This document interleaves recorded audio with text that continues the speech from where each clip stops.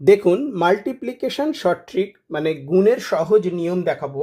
এখানে 11 দিয়ে গুণের সহজ নিয়ম আমি দেখাবো।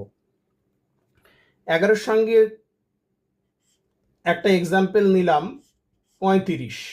11-র সঙ্গে 35 গুণ করলে কত হবে? শর্ট ট্রিকটা হচ্ছে এই সংখ্যাটা একটু ছেড়ে লিখবেন।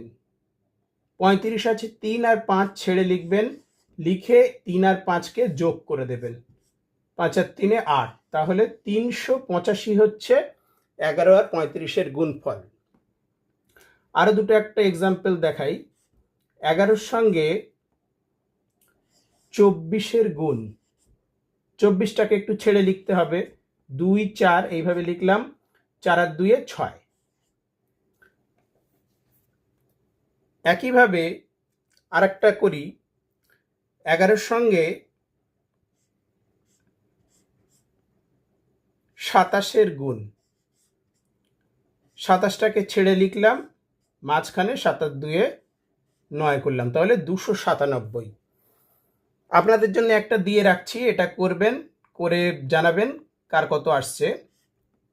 11-র সঙ্গে